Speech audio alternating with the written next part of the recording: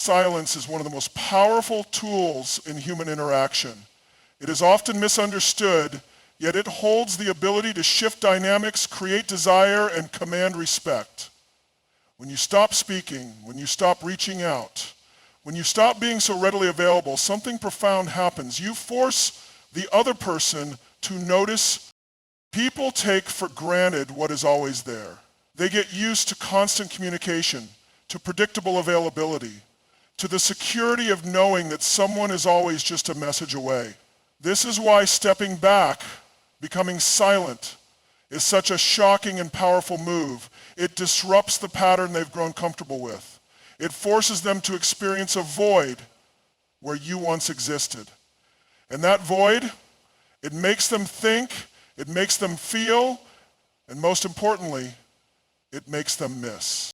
Silence is the space where desire grows. Imagine a song. It's not just the notes that make it beautiful, but the pauses in between.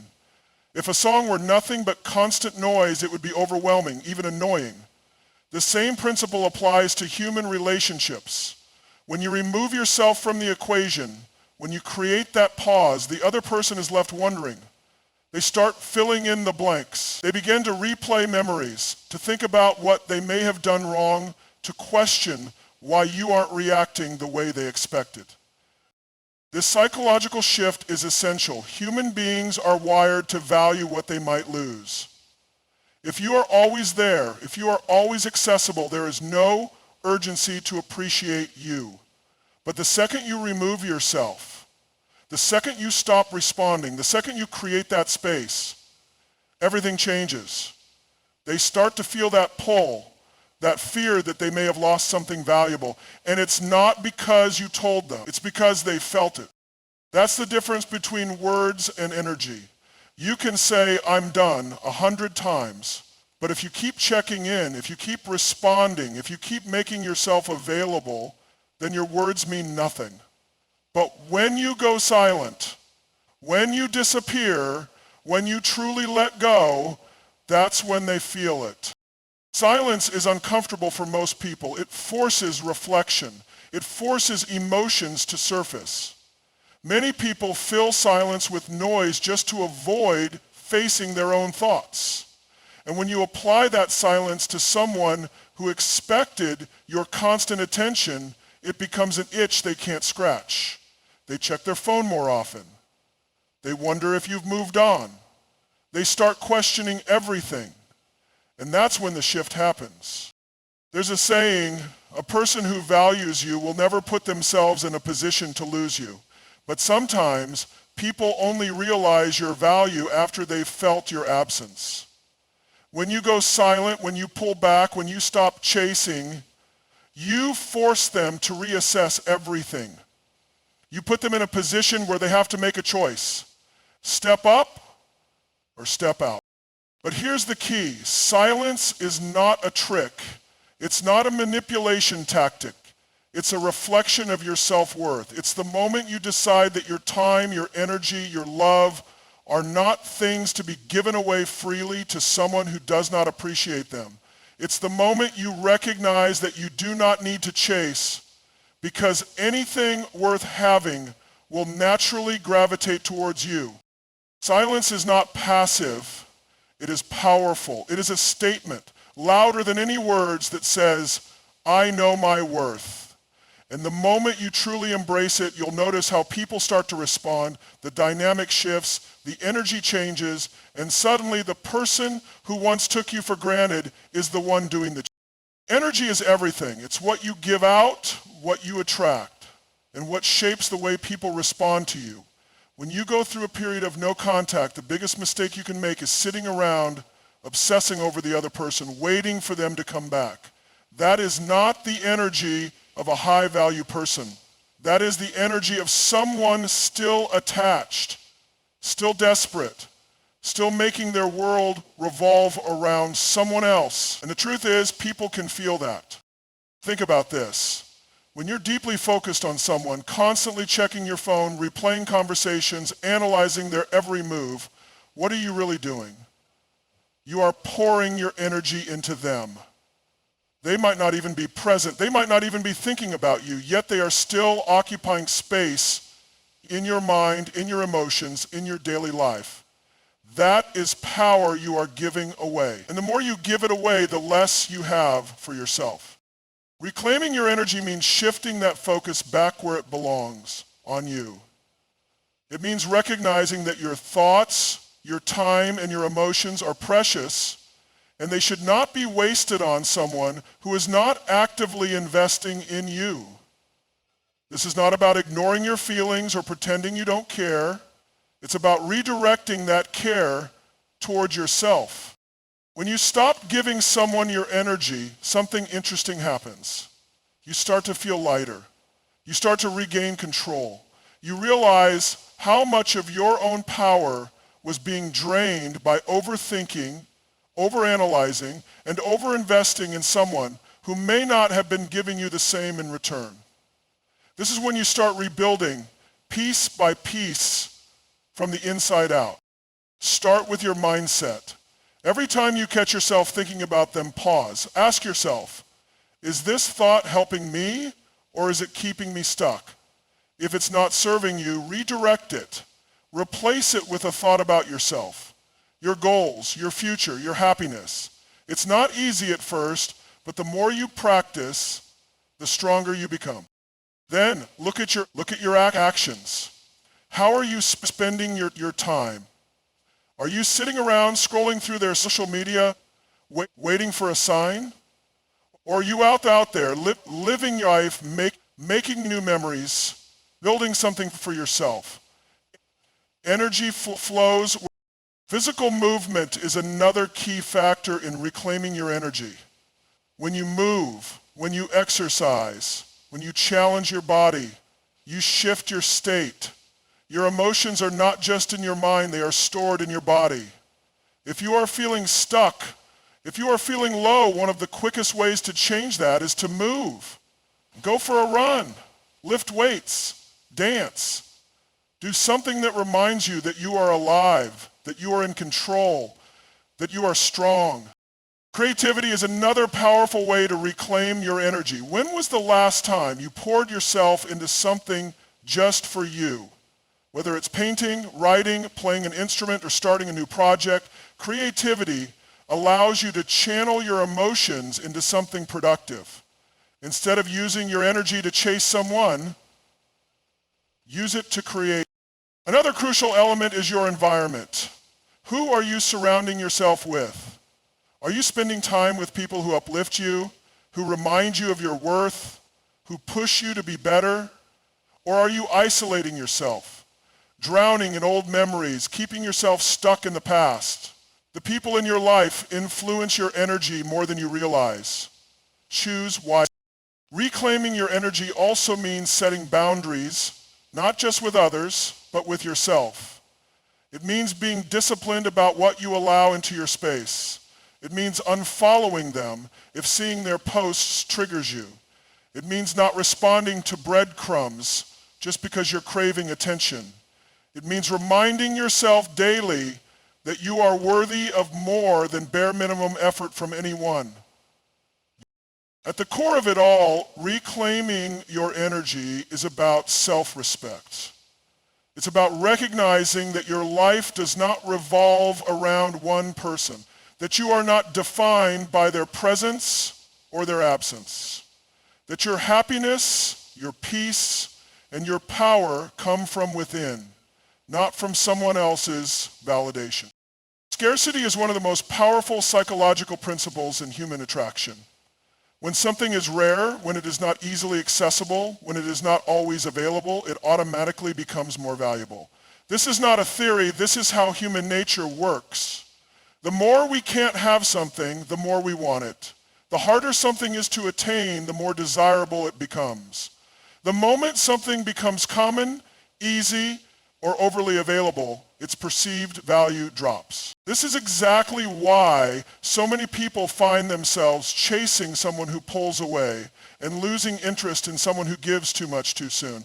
It's not about playing games. It's about understanding human psychology. When you remove yourself, when you stop being so accessible, you shift from something that is taken for granted to something that is craved. Think about luxury brands. They don't beg people to buy their products. They don't scream for attention. Instead, they maintain an aura of exclusivity. They limit availability. They create wait lists. They let people chase them. And because of that, people want them even more. This is exactly the same in relationships. When you are always available, when you are always the first to text, when you are constantly seeking validation, you become too accessible. And what happens when something is too accessible? It loses its appeal. Scarcity works because it forces people to realize the value of what they might lose. When you are always there, when you are always responding, when you are always initiating, there is no urgency to appreciate you. But when you pull back, when you create distance, when you stop overgiving, something powerful happens. The other person starts to feel your absence. They start to wonder where you went. They start to question why you're not reaching out like you used to. They begin to feel the shift. And that shift is what triggers desire. Because now, instead of being someone they expect to be there, you become someone they hope will be there. Instead of being an option always at their fingertips, you become a presence they have to work to re-engage. This is the reason people tend to desire what they can't have. The uncertainty, the unpredictability, the challenge. It all activates the brain's reward system. When something is guaranteed, there is no thrill, no excitement, no effort required. But when something is uncertain, when there's a risk of losing it, when it's not easily attainable, it becomes infinitely more desirable. One of the biggest mistakes people make after no contact is breaking that sense of scarcity too soon. They get anxious. They wonder if they've been forgotten. They give in to their emotions and reach out too early. But the moment they do that, they reset the dynamic. They go from being the person who is desired to the person who is chasing. They go from being the one who is valued to the one who is seeking attention. Instead, the key is to stay scarce long enough for desire to build. To allow time for the other person to feel your absence. To let them experience what life is like without you constantly there. This is not about punishment. This is about positioning. This is about ensuring that when they come back, it's not because they were bored, it's because they realized your worth. Scarcity also applies to how you engage once they do reach out. If you immediately respond, if you immediately make yourself available, if you drop everything for them, you undo all the work you've done. Instead, you remain selective, you remain intentional, you engage in a way that reinforces your value, not in a way that makes you seem like you were just waiting for them to return. Understanding scarcity means understanding that people value what they earn, not what is handed to them freely. It means knowing that true attraction is not built through constant availability, but through the right balance of presence and absence. It means recognizing that when you become less available, you don't lose power, you gain it. Confidence is the most attractive trait a person can have. It is the silent force that draws people in, the energy that commands attention, and the quality that makes someone unforgettable. Confidence is not about arrogance, nor is it about pretending to be something you're not. True confidence comes from knowing your worth, owning your presence, and understanding that you bring value wherever you go. When you go through no contact, the biggest transformation you can make is not in what you say or do, it's in how you carry yourself. People are drawn to confidence like a magnet. They can feel it before you even speak. It's in the way you walk, the way you hold eye contact, the way you engage with the world around you. And when someone senses that you are completely secure in yourself, they can't help but be intrigued. Think about the most charismatic people in the world. They don't chase, they don't beg, and they don't seek validation. Instead, they exude a presence that makes others want to be around them. They don't need approval because they already know they are enough. That energy is what makes them so attractive. When you embody that kind of confidence, you automatically shift the dynamic. Instead of hoping to be chosen, you become the one who decides. Instead of trying to prove your worth, you recognize that your worth speaks for itself. One of the biggest confidence killers is desperation. The moment you act out of fear, insecurity, or scarcity, people can sense it. Desperation pushes people away, while confidence pulls them in. The difference between someone who gets chased and someone who is ignored often comes down to this one thing: who is secure and who is seeking validation. The one who radiates confidence will always have the upper hand. So how do you build this kind of magnetic confidence? It starts with your mindset.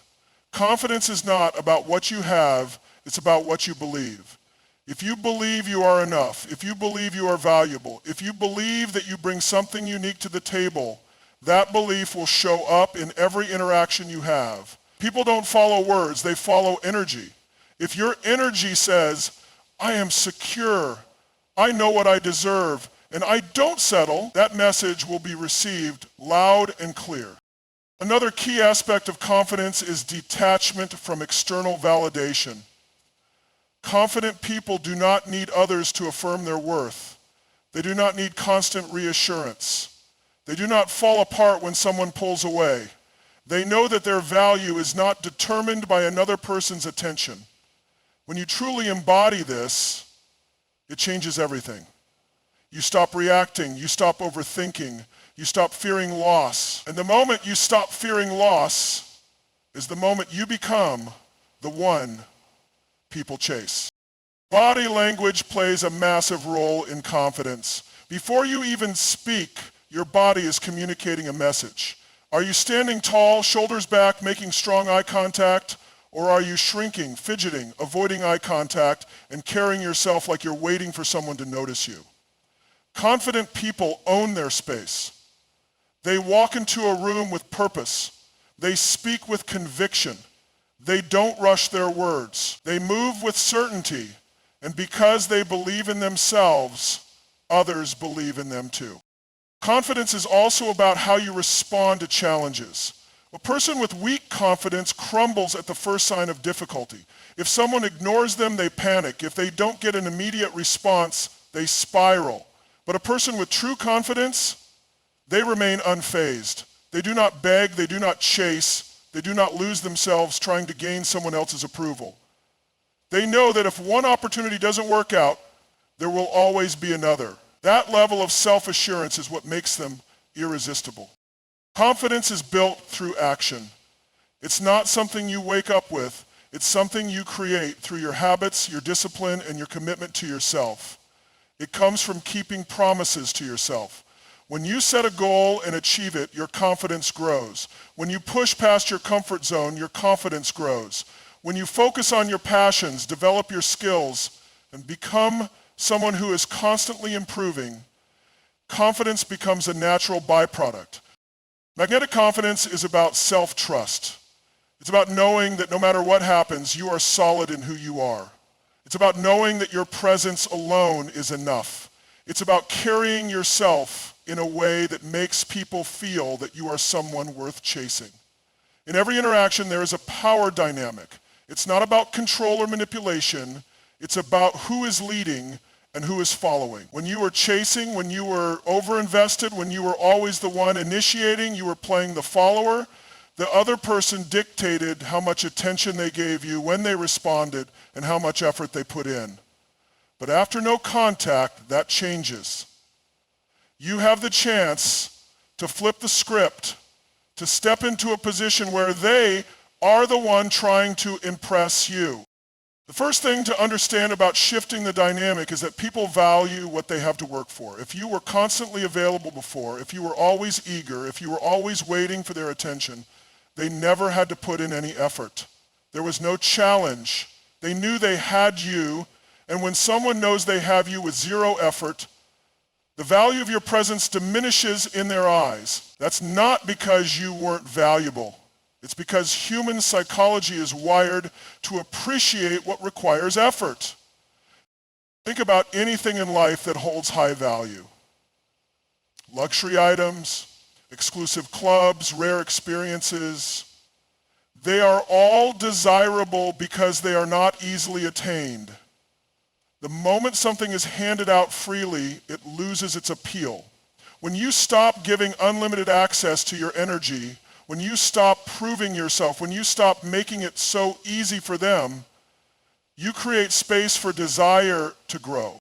Shifting the dynamic means putting yourself in a position where you are the one who is evaluating them. Instead of sitting around hoping they choose you, you start to question whether they are even worth your time. You begin to see things differently. You no longer see them as someone to impress. You see them as someone who has to earn you. This shift is felt, not spoken. You don't need to say, I'm not chasing anymore. You simply act differently. When they reach out, you don't immediately jump to respond. When they suggest meeting up, you don't drop everything for them. You maintain your standards, your priorities, and your sense of self. You are no longer an option waiting to be picked. You are a person with choices. One of the most powerful ways to shift the dynamic is through emotional control.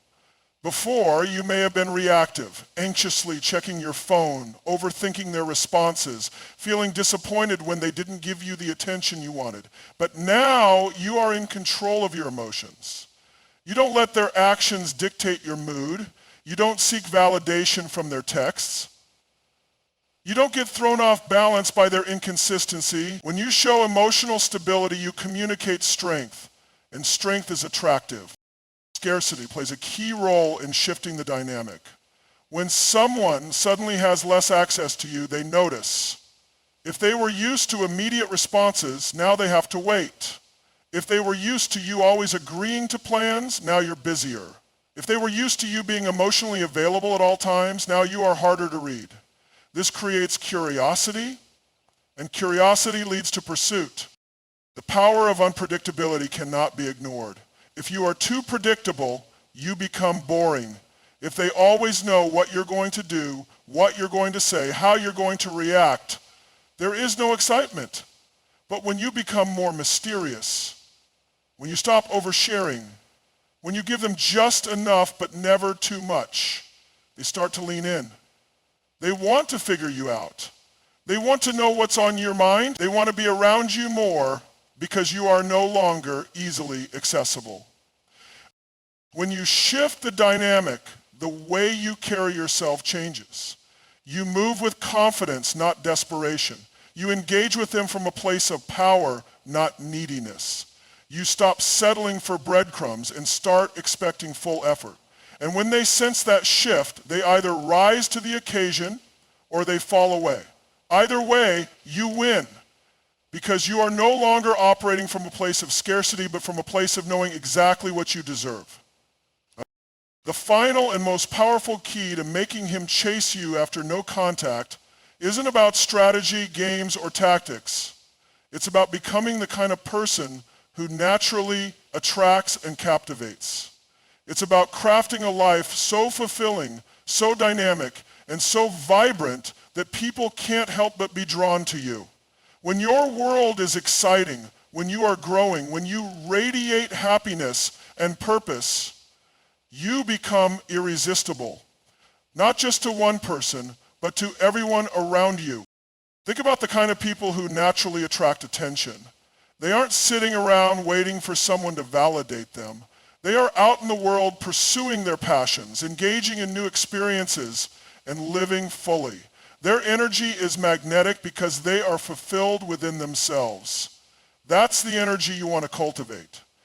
When you create a life that is so rich and exciting that it becomes a privilege for someone to be part of it, the dynamic shifts. You are no longer seeking, you are attracting. The first step in living an irresistible life is to invest in yourself. This means dedicating time to your personal growth, mentally, physically, emotionally, and spiritually. Challenge yourself. Read books that expand your mind. Develop new skills. Take up hobbies that make you feel alive. Work on your fitness, not to impress anyone, but to feel strong and confident in your own body. The more you invest in becoming the best version of yourself, the more magnetic you become. Passion is one of the most attractive qualities a person can have. When you are passionate about something, whether it's your career, a creative pursuit, or a cause you care about, you radiate a different kind of energy. Passion makes you stand out. It gives you depth. It makes people intrigued by you because they see that you have a sense of purpose beyond relationships. If you don't already have something you're passionate about, now is the time to find it. Social energy is another crucial factor. Surround yourself with people who uplift you, inspire you, and bring out your best. Build strong friendships. Go out and engage with the world. Travel, try new things, make unforgettable memories. The more socially engaged you are, the more your confidence and happiness grow, and that energy is contagious. People want to be around those who bring excitement and joy into their lives. A major mistake people make after no contact is putting their life on hold, waiting for that person to come back. But nothing is more unattractive than someone who is just waiting. Waiting is passive. Living is powerful. When you are so focused on your own growth, your own goals, and your own happiness, you don't have time to sit around wondering if someone will notice you. And ironically, that's exactly when they do. One of the most important shifts you can make is adopting the mindset that you are the prize. You don't need to chase because you know your worth. You don't settle for half-hearted effort because you are too busy living at full capacity. You don't dwell on whether someone is coming back because you are too engaged in making your own life incredible. This isn't arrogance, this is self-respect. And self-respect is deeply attractive. The power of presence cannot be overstated. When you walk into a room, do you bring energy? Do you own your space with confidence?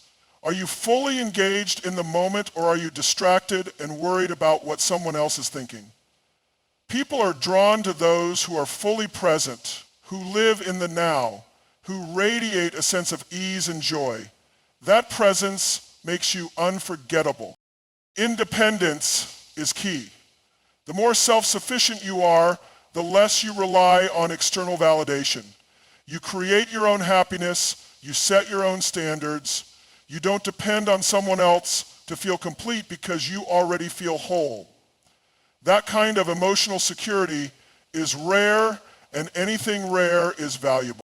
When you truly embrace the idea of living an irresistible life, you shift from someone who hopes to be chosen to someone who naturally attracts. You stop worrying about how to get someone to chase you and instead become the kind of person people want to chase. And in that shift, everything changes.